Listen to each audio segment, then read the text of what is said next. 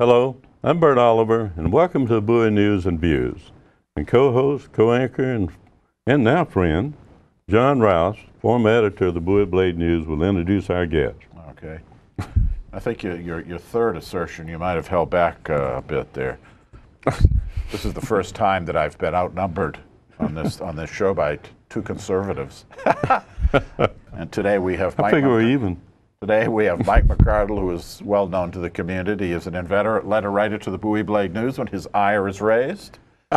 And I've been editing his letters for a long time, and now I just read them, of course, when he decides he's going to talk or write. He's run for public office. He's worked at the federal level. He's managed campaigns, and if there's anybody in the community, and you're also, what, the third Republican in the community, I think, third or fourth. But who knows the community, who knows the politics, it's Mike. I'd like to welcome you to the show. It's good to have you. Thank you, John. And you know there's an approaching election coming up.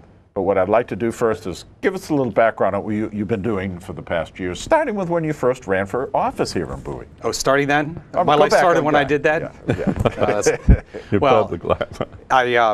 I have been involved in the city's political structure, having grown up here and having had a vested interest in it for the future of the community as well. Bowie High class of 79. Class of 75, actually. 75. 75. Yeah, I wish I were class of 79. Yeah, well. I'd feel a little bit less achy these days. So I became involved in it. I actually had the pleasure of serving at the Department of Education as the Chief of Staff for the Office of the Chief Financial Officer, which is the business unit at Education. The position was a political appointment that I held for 2 years, where our job principally was to do the financial reporting, financial statement work, and the grants, which we did. And then I served for 2 years under the Ehrlich governorship in Maryland as the senior advisor to the Secretary of Higher Education and the Assistant Secretary for Administration at the Maryland Higher Education Commission.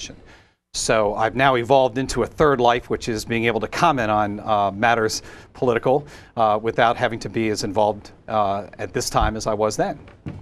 So thank you for having me on.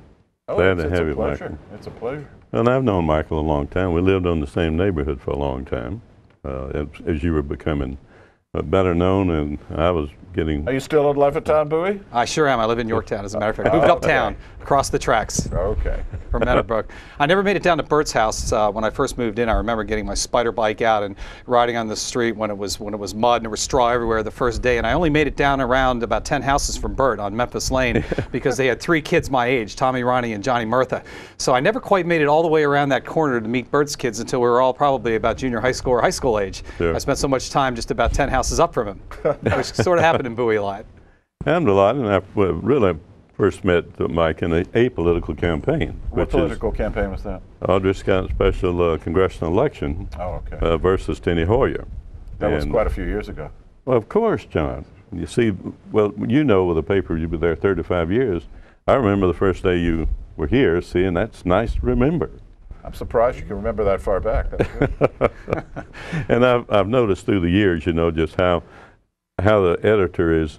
Occasionally, I think he's moving pretty good shape, and all of a sudden he moves back. But after all, being a friend, you can't, you know, condemn him too much because we go out and have a beer and everything was set straight.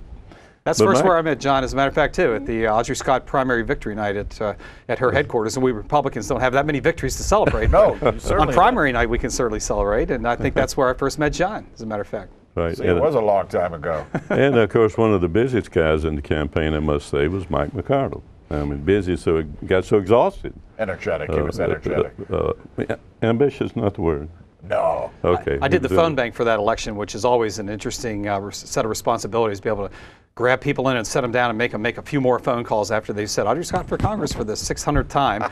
You know, They're going to do it the 601st time is the key. Right. So. Well, what year did you run for city council? You ran for city council. I ran in '98. That wasn't all that long ago.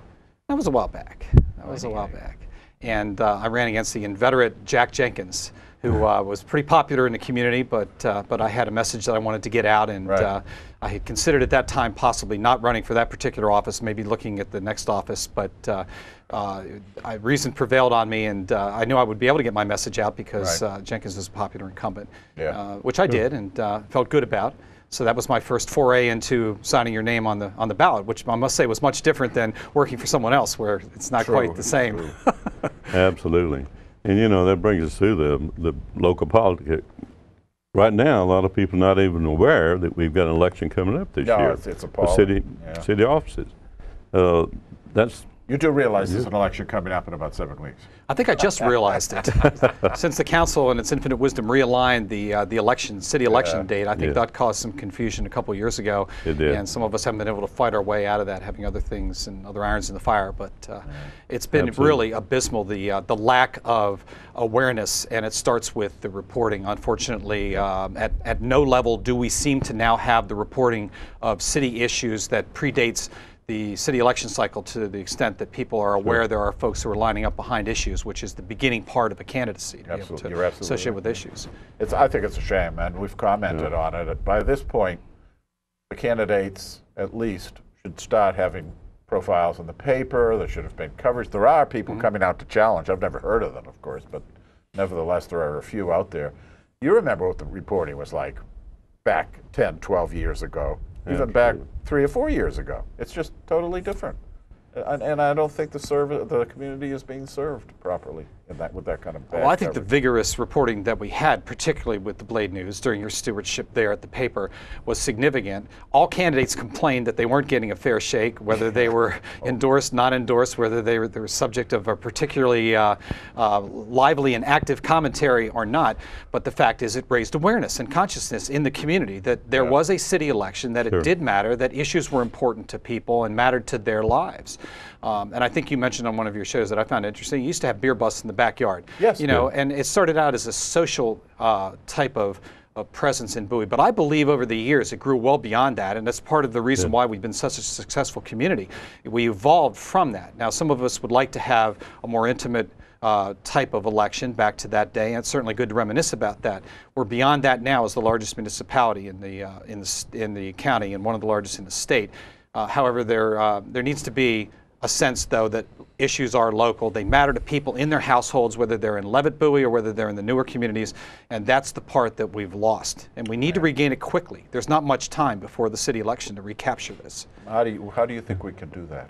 I think we have to talk about it more. I think we can't use the my word, old media. I think from the use of YouTube and from the use of blog site reporting, responsible, or some that will be called irresponsible invariably. But we need to actively, as a city, step forward and find ways to re-engage people in the community, to make sure they understand that if there's a disenchantment at the national level or even at the state level, that doesn't equate to not paying attention to the city elections in Bowie. They're important. They're They very matter. important. They're very important. That's the point that Bert and I are trying to get across.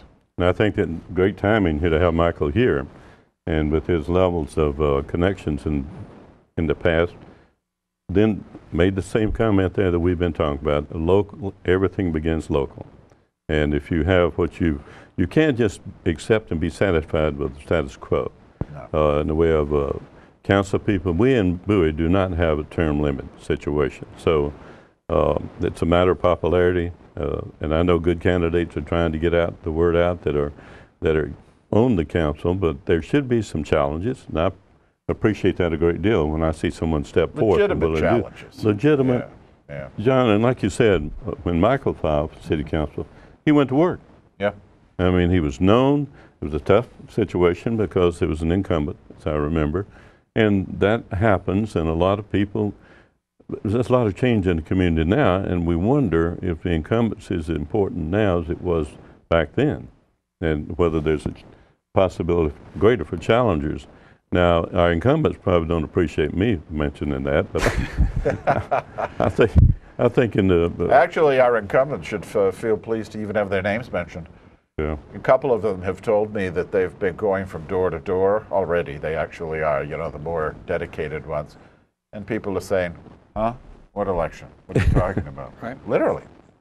Well, we don't have a ballot initiative, which of course in Bowie is non-binding. Good point. But we don't have that. So the dearth of having issues per se and not having that driver actually be on the ballot, I think, also accounts for some of the lackadaisical response.